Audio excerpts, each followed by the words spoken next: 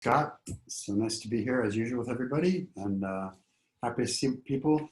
As Scott mentioned, I usually speak for a few minutes about some topic, and I want to talk tonight about one we haven't talked about before, and it's one that I'm just going to cover just a few talking points because it's a big area, and that's money, sex, and addiction. And I think it's something, when I work with couples, sometimes the two biggest issues we see are sex and money. Those are the two big ones that often can trigger people and activate people, and they're all interrelated with addiction. We see that their intersection is quite clear sometimes with the exchange of drugs and sex, or money and power, and some of the intersections people have. In the work I've done with chemsex, we see oftentimes a lot of guys with money and younger men who have their bodies to exchange for the drugs and money. So it's an old pattern, not just one of gay men or straight men or women. It kind of goes to the territory. But there's some interesting thoughts I just had to throw out more as points rather than just conclusions or comprehensive statements. One is, I think, for so many people and so many addicts, money equals love and love equals money. And I think we get that message somewhere early on where those two things become equated somehow. And it gets very confusing for people. And I think especially in recovery, it gets real confusing as people are trying to sort out their feelings, and with intimacy and attachment and vulnerability, and you add money to that mix. And it does get quite confusing because so many times people have equated the two or confused them or conflated them. The same thing would go, I could say, with money equaling affection, right? That's maybe the classic case of a parent who has no time really to spend with the kids, but can give them money as a kind of a substitute for caring and affection. And that happens in relationships as well. Or there may be material things, the role of material things with attention seeking or validation. I think many addicts suffer low self-worth. In fact, probably all addicts suffer low self-worth and seek validation in different ways. And one of the ways they do that, to kind of cover over a shame core and a feeling not very good about themselves inside, they surround their outside with glittery things, right? It may be a nice car or a great body or lots of good-looking sex partners or a high income or whatever it is. But it all has to do with kind of money and power and validation. And I think that also is something that really has to be examined closely in recovery to really make sure that money doesn't trigger and maybe trip up that recovery sometimes. And finally, I think we could say that self-worth. A lot of times people look at their self-worth in terms of money per se. And if it's only their income may define how they feel about themselves, their influence may. So it gets wrapped up with how we conceive of ourselves. It's a couple things just to talk about patterns. One is money obsession, right? And I think there's these dysfunctional patterns that we see slipping into work and dysfunctional work patterns where people become so-called workaholics. And that may be for the money, it may be for the validation, but it's oftentimes there's money as power. And as people kind of strive to become rich, they often start to become poorer and poorer in terms of their emotional connections and their other relationships. So money starts to take a primary role, almost like the addiction. I used to talk about my addiction being my primary partner. And I think sometimes money in people's lives can kind of take on that as well. In this money obsession, I could put the category of what we call adrenaline jobs, right? These high intensity, the brokers, the traders, even the ER physicians, all these kind of high intensity, high stimulation, high power jobs that kind of provide a bit of the dopamine that we get from methamphetamine or cocaine or porn or sex addiction. It's really the same brain processes. The brain doesn't know the difference. And so I think it's another way of kind of manipulating that. But certain people can get addicted to that kind of power and striving in those adrenaline jobs, those high intensity jobs. Then there's the kind of flip side of the coin, right? There's debt. There's debt and people who are debtors, who are compulsive shoppers perhaps. And really a debtor also can fit nicely, I think, into this view of addiction, because a debtor can be described as someone who still compulsively incurs debt despite the fact that they already know they have debt, they know there's a problem, but it's almost an inability to stop doing it. They keep building it. And we know from neuroimaging that spending, I remember a client I had who was a relatively poor guy. He didn't have a lot of money. I think he was a server in a restaurant, had a problem with drugs and was starting to get clean, and feelings were starting to come up, and he wanted to treat himself in a healthy way. And so he went out and bought a $400 pair of shoes. And we know from brain studies that spending like that, compulsive spending, will drive up the dopamine and spike it, just like porn does, just like cocaine does, just like methamphetamine. It engages the same brain circuitry to keep that kind of thing going. And of course, the $400 pair of shoes seemed great for about 10 minutes. It's like a sugar high. It kind of, suddenly the high was gone, and he was left with a big debt and a lot of the worry. So, and we know just from studies that a lot of that debting or compulsive shopping is linked to deprivation in childhood and so on. So that idea that this is going to make me feel better is one of the things we tell ourselves when we're in that space. Also, under-earning. That's kind of the flip side of the striving, the adrenaline job, but that under-earning with that maybe a deficit mentality, low self-worth, not feeling very good about oneself, oftentimes goes with lack of self-care and other issues as well. So there's the too much focus on money. It's in a way, it's like food, right? And a food addiction where there's binging and there's anorexia, and the same thing can go in that relationship with money in an addictive way. And just finally, I want to mention gambling, because gambling is the one behavioral or process addiction that actually made it to the DSM-5 this time around, which is the diagnostic guide that we use in mental health. And gambling clearly is a compulsive addictive behavior, very similar to sex addiction and porn addiction and everything else that didn't quite make it yet. I think it will. It's been recognized everywhere else in the world except Canada and the US, where we fall in line with the DSM. But compulsive gambling, I just want to mention, is very similar in terms of some of these issues of money, because it has to do with the same brain response. And by the way, gaming, I would add, gaming is a real lead-in that I've seen in my clients, both with drugs, sex and porn, and gambling.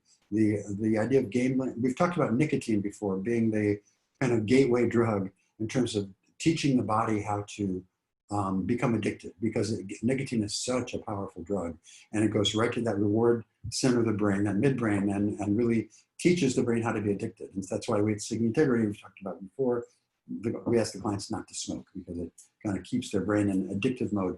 Gaming does the same thing.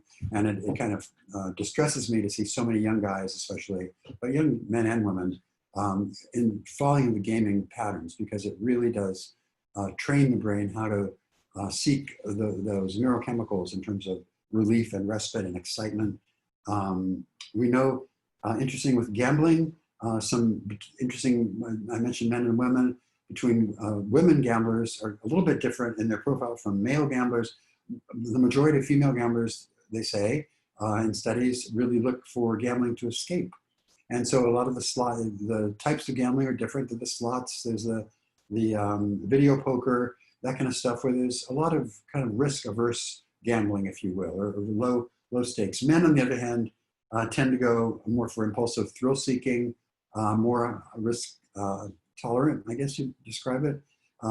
Poker, cards, sports betting, and so on. So again, all these behaviors involving money are tied to addictive cycles, brain chemistry spikes, the behaviors of compulsivity despite consequences. I mean, it all fits quite perfectly. And so we've talked here before about kind of the whack-a-mole syndrome of addiction. We get our alcohol in shape, we get our cocaine habit abstinent, and then suddenly we find ourselves looking at porn too much or acting out sexually. And oftentimes when we get all those addictions in shape, money issues do tend to pop up. And so I just bring it up tonight as a way to increase awareness, to check out money. I think sometimes it's useful to do an inventory on money and kind of what it is, what meaning we've attached to it, and how it might interfere with either our recovery or a tendency toward relapse. So I think that's it. Thanks. Thank you, David. Just want to remind everybody, this is a webinar with Q&A, which means please ask us questions. Use the Q&A feature at the bottom of your screen. You can ask them about money and how it plays into addiction and recovery, or you can ask about any addiction and recovery topic. We're happy to cover anything. I did want to add to what David said. He mentioned that sex addiction did not make it into the DSM-5. The only behavioral addiction to get in there was gambling. Just because the DSM-5 doesn't list it doesn't mean it doesn't exist. They didn't acknowledge alcoholism until the 70s. AA started in the 30s.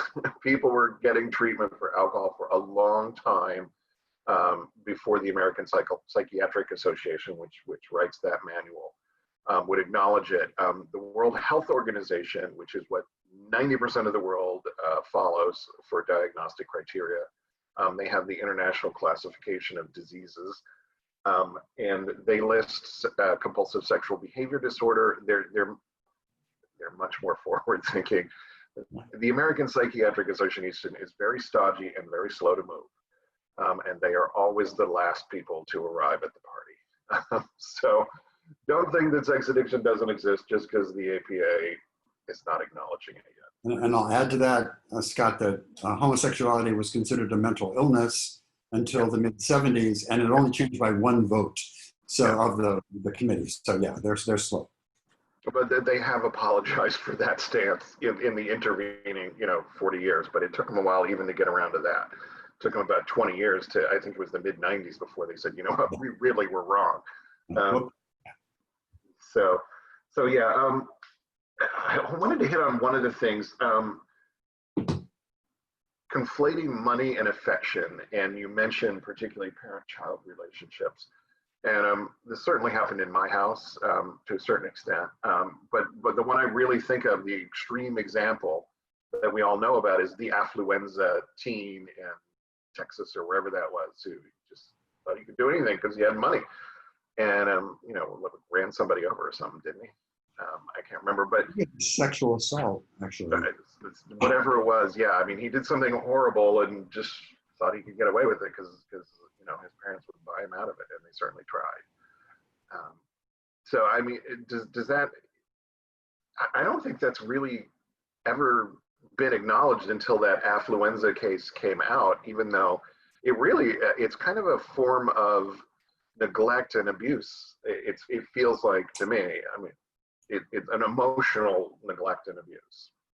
Yeah, I think, and as we've recognized in the field more and more lately and talked about quite a bit here, that idea of neglect as being kind of creating trauma and neglect, not like what we think of, we may be well fed, we may have clothes, but it is kind of neglectful in terms of emotional disconnection and trying to substitute that material things in place of an emotional connection. And I think that's what you're saying, that would be a form of neglect, really, where it may not look that way, but there's a void of true, honest kind of intimacy and feelings and support that every kid certainly needs, every human being probably needs. Yeah, I mean, everybody hears the word neglect and they think about, the kid who's wearing dirty clothes and doesn't have enough to eat.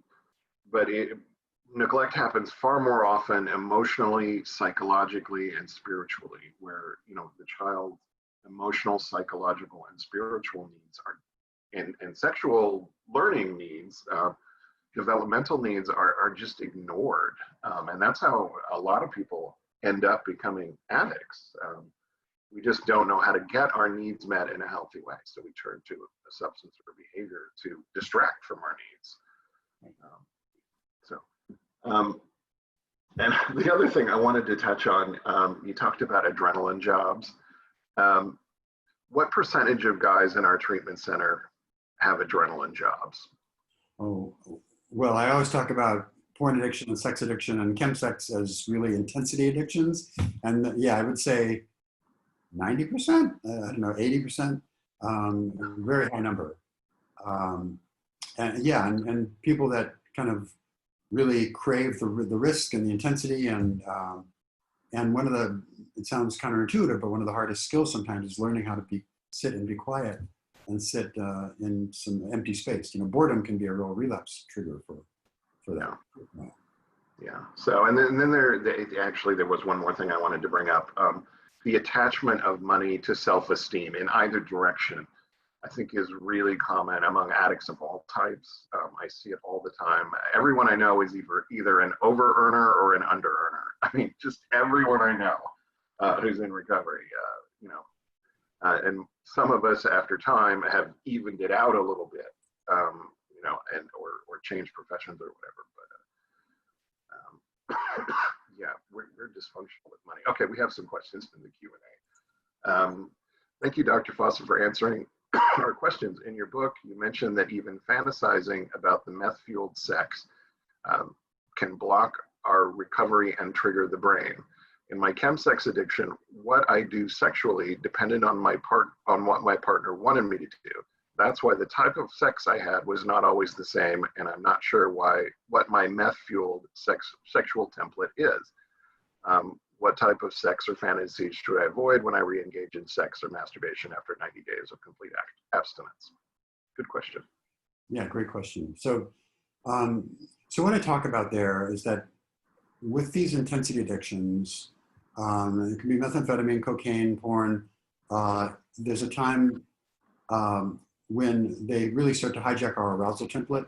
And oftentimes, we fall down to a few high-risk kind of fantasies and scenarios. Scott, I think you're frozen. I'm not sure I'm frozen. I hope I'm not. We fall into this really high intensity fantasies and scripts, and they're often explicitly related to drug use. So a lot of the meth clients we've treated will have fantasies in their arousal template, their sexual fantasies that involve some of the paraphernalia of drug use or specific kind of fetishes or kinky behavior that, you know, we talked about the need for dopamine and ever increasing stimulation. They'll often be really highly attuned to that intensity. And so it's triggering. So, you know, it sounds like maybe you don't have any of those specifics, although most people who are meth addicts ultimately get like 3 or 4 that they find very appealing. But I think the safest rule of thumb is to really try to avoid anything in your arousal template that is reminiscent of your combined drug and sex days that's triggering like that, and to really try to rediscover things that are going to be more healthy for you in terms of, it might be things that were appealing before you ever picked up drugs or got into addictive patterns. But it's really the journey of kind of reincorporating healthy sex and intimacy is all about discovering new ways to be aroused, to be sensual, and that may be different. It's going to look different than the intensity high of drug sex and meth sex, just because that's not sustainable and there's levels of dopamine that's floating around that is kind of crazy high. So there's this period of adjustment during that 90-day you're talking about when we have to kind of come down, let the brain get back to finding pleasure in normal everyday rewards. You know, what I would suggest, another thing would be to really kind of explore what your ideal is. And I think sometimes with sex addicts and with chemsex addicts, there's this break from what they want or desire, and they start to lose touch with it. So they may start having sex with, you know, dozens or hundreds or thousands of people, and they're not necessarily people they even find attractive sometimes, but it's really all about the intensity and the connection, and they find themselves end up in a bad pattern. So I think if you can really start to figure out what is it that I like, and not just physical things. You know, the arousal template is emotional characteristics, facial features, you know, personality, somebody who's empathetic. So just really trying to kind of look at what is it? How do you want to connect? What's your ideal in terms of connecting? So I think that's one answer. I'm not sure what's happening here, folks, because Scott, we can hear you fine, David, but your video's freezing up. I think it's yours. And you're frozen too, Scott. You know what I'm going to do is maybe pop out and come back. Okay. All right. Pop out and come back. Yeah, we'll see you in a second. Okay. All right. I hope that was David's screen freezing and not mine, because mine seems to be okay. The other thing I wanted to point out, and I wish David was here to comment on this, so maybe I'll ask him when he gets back, is you write in your question, in my chemsex addiction, what I did sexually depended on what my partner wanted me to do. And I wonder if pleasing the other person or giving into the other person or letting go of your needs and desires may be part of the arousal template that's tied with the drugs that you might need to let go of. So when David was talking about finding your ideal, there he is, bring it back on.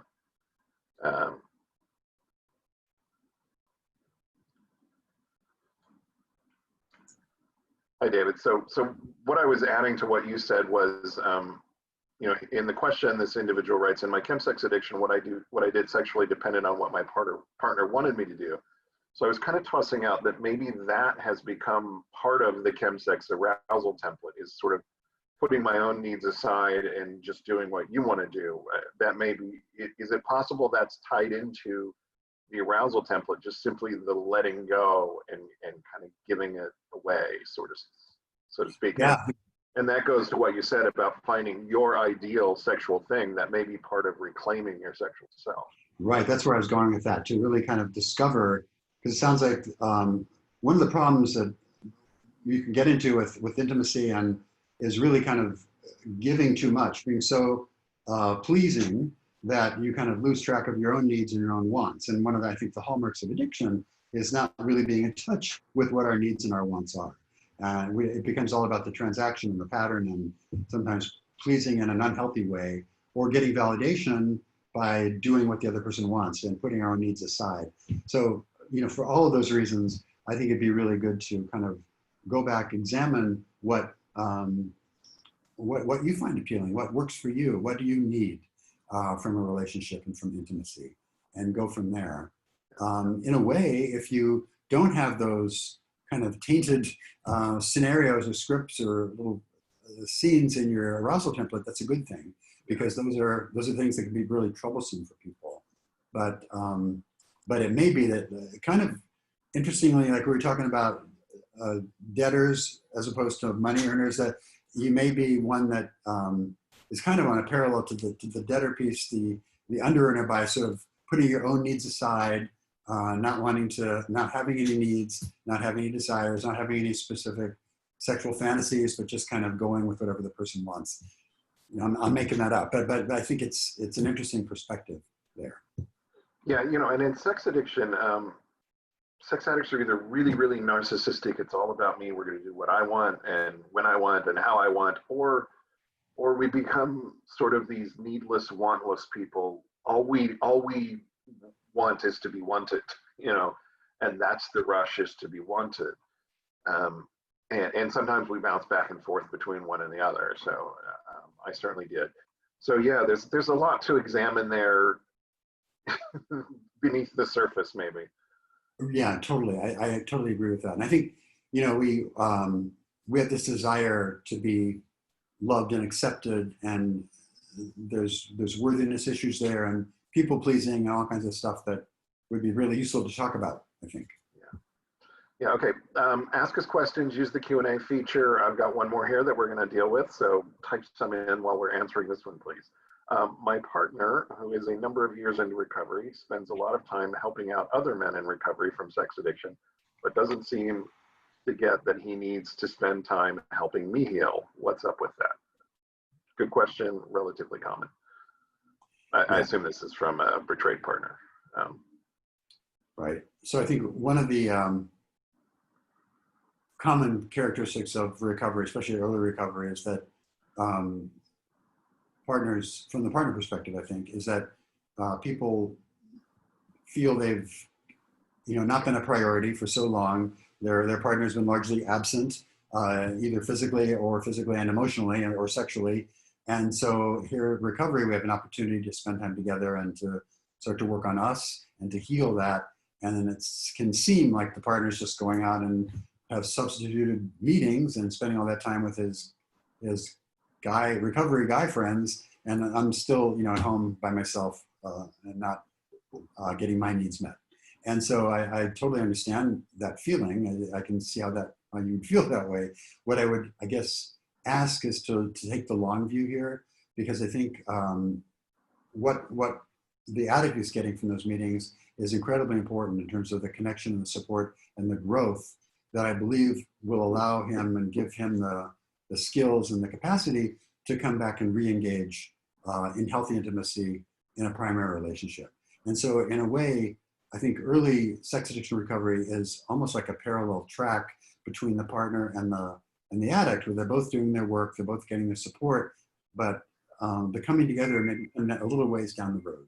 And I think maybe some patience. It's certain. I think it also is incumbent on the addict, by the way, to really be conscious of that and to be conscious about spending time and starting to repair and heal the relationship, because there's a lot of work obviously to be done there as well. So I think trying to walk that middle road between being present for your partner, and I think more than even, in my experience, more than even the physical presence is the emotional presence. To be available and it may be 10 minutes of talking, 10 minutes of face-to-face communication each day, just checking in, ideally more, but it doesn't take a lot, is my point. I think just to be able to be present, to be supportive, to acknowledge, to be empathetic, and when you're there, to really be present and connected. That's the bottom line. So, however, the time away, unfortunately, I think is an important piece that feels a little bit like the same thing with a different set of crowd. They're different people, but it's a really important phenomenon to get that support network built up. The single biggest factor for recovery is that strong, supportive social connection. And so I think if you can find some middle ground there to get everybody's needs met, that would be important.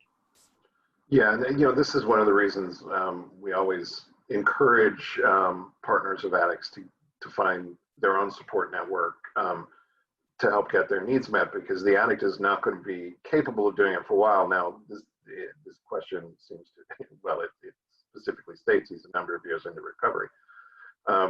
So yeah, we should be over that point where the addict probably can provide some support now.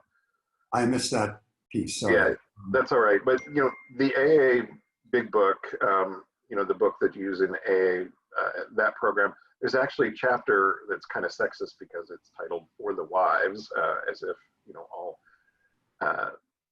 alcoholics are heterosexual males and married. But it talks about this very phenomenon, and the reason Lois Wilson, Bill Wilson's wife, founded Al-Anon was because she wasn't getting anything from Bill for a long time. Then this was the founder of AA. It took him a long time to repair his marriage. Right. It's fairly normal. Doesn't make it any more fun for you, but yeah. This might be something if you guys, if he's in recovery for a while, and if you guys are in any kind of couples therapy, it might be a really good topic to bring up in a couples session or two. Yeah, and that's where, like David said, you can maybe schedule some time where you do a check-in every day just to really feel connected, and that'll probably help. So I read that the healing of the brain can take up to 2 years after meth addiction. Is there scientific evidence for regular intense cardio exercise shortening the healing of dopamine receptors after meth addiction? That's a great question. So with meth particularly, we know that it's toxic to the reward circuitry, the dopamine receptors that are essential to the brain. It's an important part of addiction, but it's also an important part of helping us feel good. Dopamine is what gives kind of the joy to life about stuff. And so because of that neurotoxicity and because the brain's own trying to deal with the incredible stimulation of all those drugs, the brain also sheds dopamine receptors as a way to kind of turn down the volume. And so what you're left with is a brain that can't really distribute dopamine adequately to keep moods normal and to give joy or even feelings of not being in distress. And that can take a while. The good news is that those pathways do regenerate. We know this from work of Dr. Nora Volkow and many other people who've studied this. The bad news, it can take up to 2 years for chronic meth users. So that's a long time.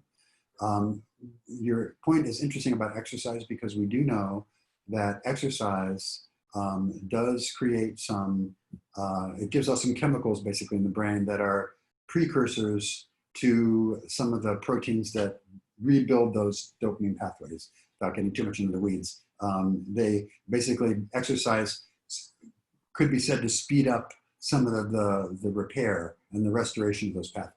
So yes, I mean, the answer is that's the one thing we can recommend to help speed it up. The people are always looking for the magic bullet. You know, what is there? And there's a lot of people out there giving really unsupported infusions and different concoctions of chemicals and different things that they say are going to speed it up. Nothing really has been proven in the literature yet, except exercise. And so it does help. I think it's hard to quantify, but it certainly can't hurt.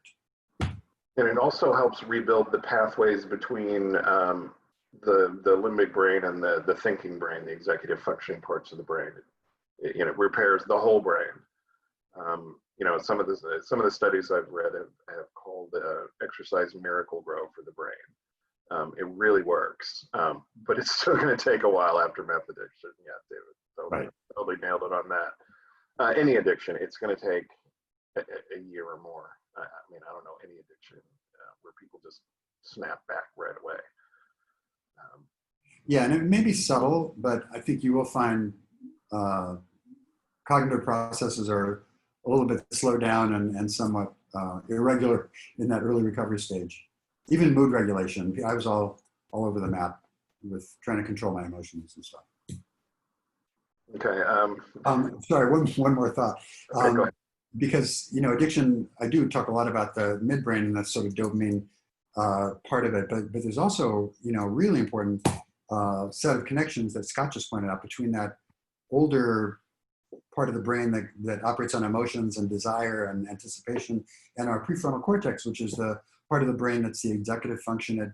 It says, whoa, that's not a good idea, and it helps us with impulse control and a bunch of other stuff. But addiction, those pathways between the two parts of the brain get really kind of frayed, and along with bilateral parts too as well. But my point is that as addiction progresses, people actually do have less impulse control and less mood regulation and less ability to control their behavior, because the prefrontal cortex is kind of being put offline more and more. And so the brain goes through really complex stages for recovery, but it does happen, but it takes time. And by the way, and of course in our programs, part of abstinence is not using mood altering chemicals, but for maybe a porn addict who doesn't consider alcohol or drugs a problem, alcohol or drugs will slow down that process of healing, even if you're not a drug addict. As well, nicotine. Yeah. Which we talk about all the time. Like I'm going to reword some of this next question because I don't want to trigger anybody. My partner and I were receptive. These are gay men here. My partner and I were receptive anal sex in our chemsex days. Both of them did that. Outside of chemsex, I'm pretty versatile. When we started sober sex, he didn't want to be the receptive partner. I went along with it, but felt like I wasn't connecting with him because he wouldn't let me be the other partner. I'm searching. I'm so used to using the words that are in this question. I felt cheated and felt that sex was. David, just do you think it's triggering to use those terms? No. Okay, so I'm going to read the question as it's written. It'd be much easier. My partner and I were bottoms in our chemsex days. Outside of chemsex, I'm pretty versatile. When we started sober sex, he didn't want to bottom. I went along with it, but felt like I wasn't connecting with him because it wouldn't let me top him. I felt cheated and felt that sex wasn't complete. It led us to chemsex again because I wanted to see him bottom out of curiosity. How could we have approached it? We're no longer together, but for future reference. Much easier to read it as written. Yeah, okay. And okay. Well, I question your wanting to see him bottom out of curiosity, but I think, you know, any reason to sometimes get back into the drugs. You know, this is a really common thing, and that one of the things, a joke, and I'll continue the language. I do hope it's not triggering for people. In the gay community, when people start using methamphetamine, we talk about becoming instant bottoms because people have a hard time functioning, getting erections, and receptive anal intercourse is a different experience with methamphetamine, and a lot of people start to do that. So I'm not surprised that people's behaviors change in recovery. Now, this is would be a great scenario for a sex therapist to work with a couple to really talk about what possibilities there are to kind of meet each other halfway in terms of pleasuring and other kinds of activities. One, I think it speaks of a trap we fall into of thinking about sex in just very simple terms, right? In terms of instead of a whole range of expanded sensual behaviors, it's like we tend to think of like an orgasm as sex, and things like that are not. And so it would be workable with maybe with exploring some and having fun with it. We talked earlier about finding your ideal. I think just to really be clear on what you like and what you don't like, and having that conversation with people before you get into it. I do know couples where they were both bottoms or both tops and thought, well, eventually we can work it out. And sometimes people's arousal templates are such that they're much more flexible and can do that, and other people's are much just more rigid, and there's no value on that, and the value statement is just the way it is. So I think just a matter of kind of exploring. I found that with an adequate or really a good emotional connection and intimacy, a lot of those issues can really be worked around so that all the partners are having pleasure and feeling gratified. If you have two people who are kind of rigidly into their roles, and they do change with drugs because drugs change what people do and feel, it's going to be different. But for future reference, I guess I would just explore, don't assume, be honest with your partner and take it slow and take it with time.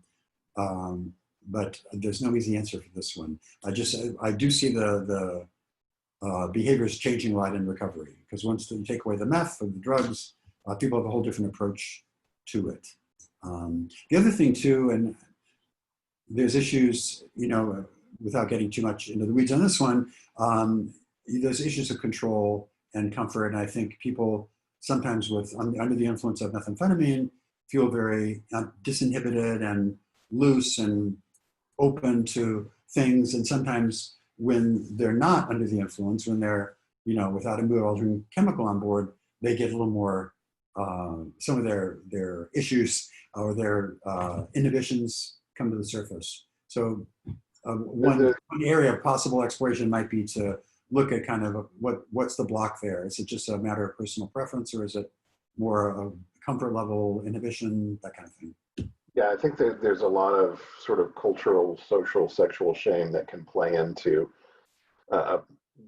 what a gay man is willing to do. When you hear somebody say, "Oh, which one of you is the girl?" That's a very shaming thing to hear.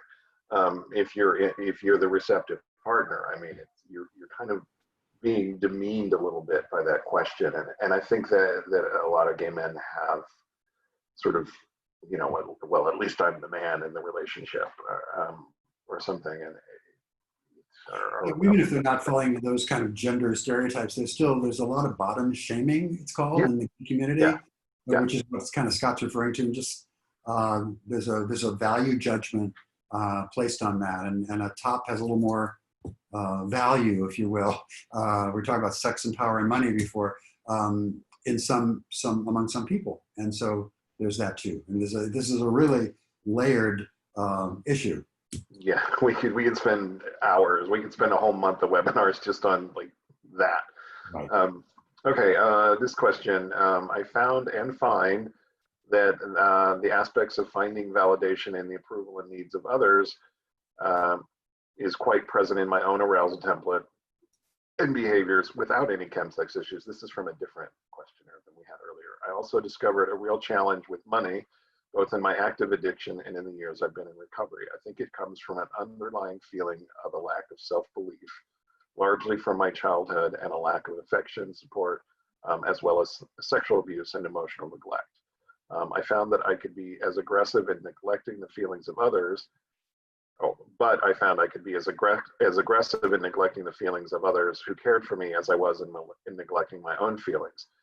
It remains a challenge as I remain sober. I'm also someone who enjoys a challenging and active professional life. Can I still enjoy that without fearing that it remains a part of an addictive pattern and perhaps ultimately unhealthy? So a couple questions in there, but yeah. Yeah, so yes, it's a good question. I think it's a couple things here. One, we learn how our childhood patterns really affect these adult patterns, and how we got, Scott mentioned earlier, the needs, right? The emotional needs, and so much of addiction is about unmet needs. And so we learn how to meet those needs in our own ways. And sometimes that's with neglect of ourselves, neglect of others. I like the wording in a way. It says, I can become aggressive in neglecting the feelings of others. So it means that's an active style of interaction, right? And kind of a lack of intimacy, if you will. And so I think the challenge in recovery is really taking what pieces of ourselves work and keeping those, if they're healthy and they support us living in integrity and living in sobriety with empathy and with compassion for others and for ourselves, and in a healthy way that fits with our values, versus some of these things that we all carry that don't work so well. They don't serve us anymore. And remember, a lot of these beliefs really, at some point in our lives, served some kind of role. They probably helped us survive, if not only physically, emotionally, survive some really bad situation. And so we carry them, but as we grow up and our circumstances change, they don't really meet those needs anymore. In fact, they're quite harmful to relationships or to ourselves or our self-worth. So recovery to me was about discerning which of those pieces I wanted to keep and maybe work on and make better, and which of those patterns I wanted to let go of. And patterns of neglect, I think that's probably a no-brainer, that we want to work on those and maybe throw those aside or work how to replace healthier versions of whatever those needs were.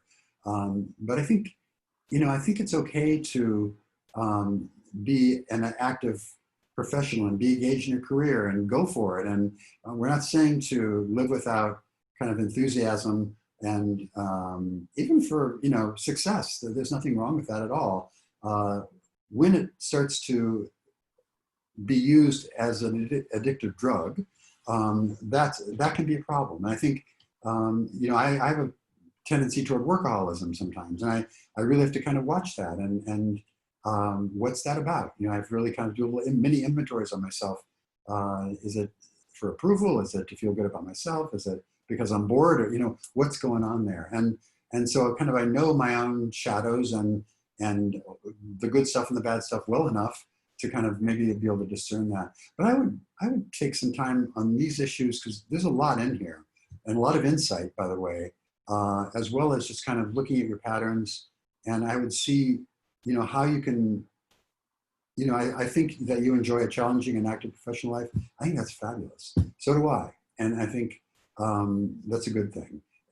Is it at the expense of a relationship, or are you compensating for some other piece of self-worth? I mean, there's so many questions there to ask yourself. It would be really great to just take that, if you're in therapy or have someone you can talk to about this would be a couple months worth of really revealing work, I think, because these are the issues, and I applaud you because you're really connecting some of those deeper issues with how you're trying to live your life in recovery now. And that's really what it's all about. That's the challenge, I think, of ongoing recovery, is to sort of work with our past and correct it as much as we can and grow and do stuff different. So yeah, I give stuff to add, but it's a lot. Yeah, it's interesting as we've had our conversation today. We've talked a lot about this. And earlier I stated I could be a total narcissist or basically a rag doll.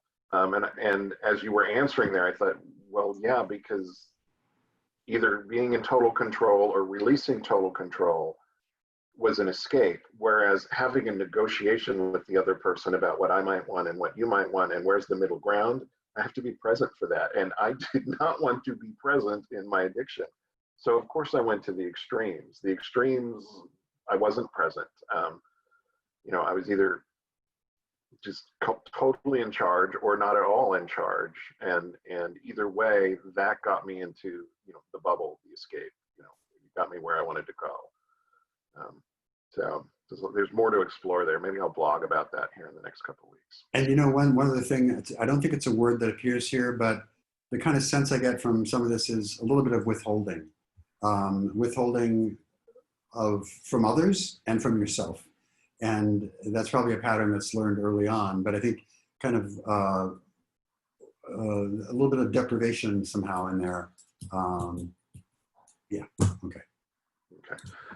Next question here. I am an older gay man who is also a sex addict. I was molested as a young child and forced to provide oral sex for the husband of a caregiver. My sexual template for almost as long as I can remember consists of performing oral sex on men while masturbating myself. And I find this intensified by degradation, especially if the man is married or straight.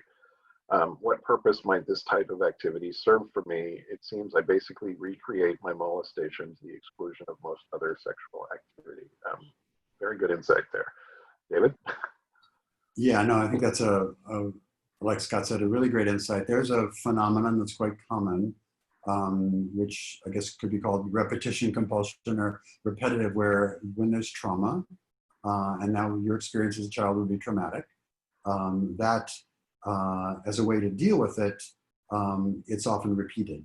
And the fantasy basically is that it's often repeated in ways that are where there's control, where there wasn't control early on. So you may control to create safety, but to also kind of recreate it in search of maybe a different ending or some kind of resolution. But there's this compulsive need sometimes to repeat those things.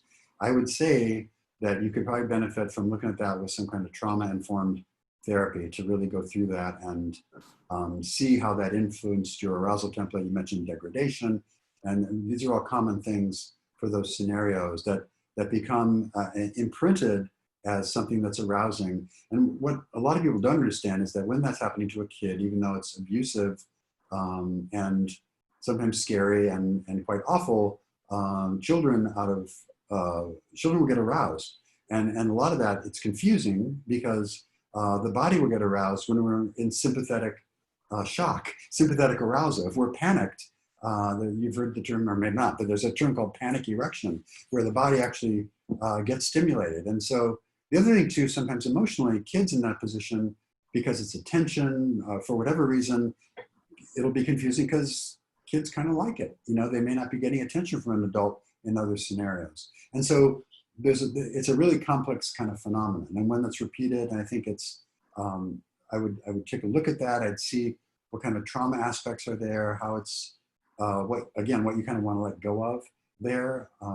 That may be part of your template that's going to be there for a while, but I don't think you necessarily have to be repeating it if you don't want to. So to repeat it and really expand. So the other thing too, that those kind of elements in our arousal template really kind of keep us restricted, I think, and kind of inhibit other kinds of emotional connection and development. So I think it'd be definitely something to work on. Yeah, and masturbating, you know, is a form of self-soothing. That's what we do. Kids do it naturally. Adults do it. And I think to get an arousal with that scenario in your brain is an old pattern that probably is keeping you kind of stuck in your addiction. Yeah, and it's not unusual for sex addicts to have experienced sexual trauma of some sort in childhood. And, you know, David talked about taking control of it. One of the ways we take control of it is we sexualize it and sort of make it our own.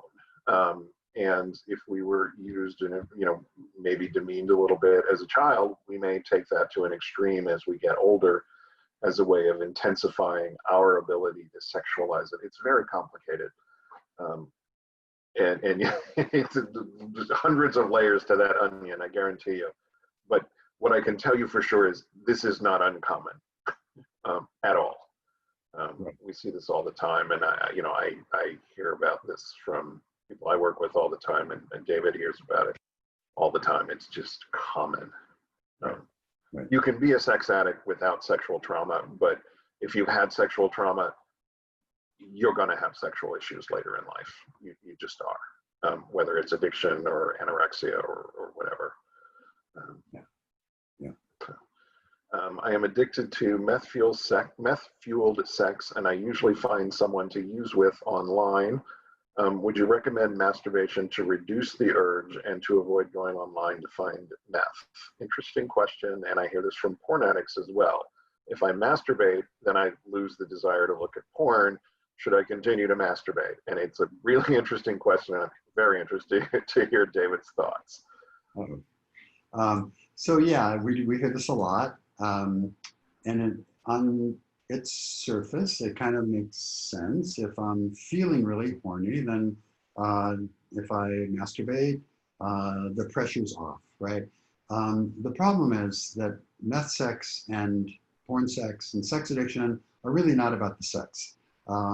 They're all about using sex as a way to deal with some other feeling that we don't want to feel or to avoid, or thought, or something that's disturbing us. And we, sex, once a well-tuned sex addict can drop into a dissociative state really fast with sex. That we can just numb out and disconnect and float away into our own little world. It's a way of kind of asserting control in kind of chaos sometimes, but it's also certainly a way of dealing with uncomfortable feelings. So I would encourage you, when you're having those moments when you're feeling triggered, maybe to go online. Please don't go online if you're a chemsex addict, but before you go online, when you have those urge, notice it and really take a few minutes to kind of reflect and see what's really going on. And you may find that you have some thought or something you're wanting to avoid, or something that's uncomfortable or unpleasant or whatever it might be. And because I really think it's not about being horny. We've had sex addicts who, masturbate 12 times a day and claim, I have a high sex drive. No, that's sex addiction. Sex has become this compulsive drug to soothe pain, emotional pain. And so I'd really encourage you to do it. We'd hear this a lot, but I think you're not really helping anything ultimately in the long run by masturbating in that scenario, because it's just going to kind of continue the pattern of avoiding and escaping. Scott, in my active addiction, I can remember picking up a prostitute, having sex, and not even making it back home before I had another prostitute in the car. It wasn't about the sex. It was about getting out of my head and staying out of my head. And not even being able to perform with the second one because, the refractory period that males take a little while sometimes. It wasn't about the sex, and porn isn't about the porn, and chemsex isn't about the meth or the sex. It's about escape. So yeah, I knew we'd be in agreement on that, but I wanted to hear from you first. So yeah, we got one last question here in the chat feature. This is from somebody who is actually not a sex addict, but says, I'm borderline and I take one antidepressant and one antipsychotic. I am addicted to exercise. This can be considered an addiction, ? I do not have any kind of desire for sex and I'm married. What kind of therapy is best for me? Okay. There's a lot packed in there. Let's see. Yeah. Okay. By the way, exercise, can be considered an addiction. People use it again to manipulate brain chemistry, to kind of escape, to get a little bit of a high, and in a compulsive sort of way. And I mean, we've had exercise addicts who, exercise is good, obviously, but who exercise so much they injure themselves and that kind of thing because they're doing it compulsively. They can't stop, like any other addict. So I don't have sex, kind of desire for sex. Okay, so there's a couple of things here. The medications you're on can really affect your sexual desire. the antipsychotics and some antidepressants as well. So that may be part of it going on here that can really impact that in a big way, even though you're married. So what kind of therapy is best? You might want to consider a sex therapist or a CSAT, sex addiction therapist, but maybe a sex therapist who has more of a holistic kind of view toward that and might be able to take a look at the medications you're on, the state of your marriage, the level of your desire, and that sort of thing, to really put together a whole package. My fear for you is if you go to a regular therapist, they're not going to understand these issues, and you're going to get pegged with kind of a track of therapy that might not be particularly helpful for you. So I think somebody who really understands sex, and by the way, I think I say sex therapist really be not only for the training, but most therapists, unless you're a CSAT or a sex therapist, I find that they have a lot of trouble speaking about sex because they don't have any training, and their own issues often get in the way. And so you want a therapist who can be frank and who can talk about sex with you in a way that's going to be helpful. So that would be my recommendation. I think a sex therapist. Yeah, just for everybody, just to reiterate, I went through several therapists because I went in for depression and anxiety, and nobody ever asked me about sex, which was the root of my problem. And I had to crash and burn around my sex life, and somebody finally referred me to a proper therapist who asked me questions about sex, and that's when I started to get better. So you're all here, you know that sex is part of your problem or part of your partner's problem. So you're looking in the right place. So we're out of time. Thank you, David, for being here. Thank you, everybody, for joining us and for the great questions. We will see you next week. David, you want to take us out? No, I just want to I think the questions tonight were great. I think as we start to pull these threads in recovery, right, we see that sex and power and love and all these things are kind of connected and interconnected. And so it's an ever expanding kind of look at the whole. Yeah. Awesome.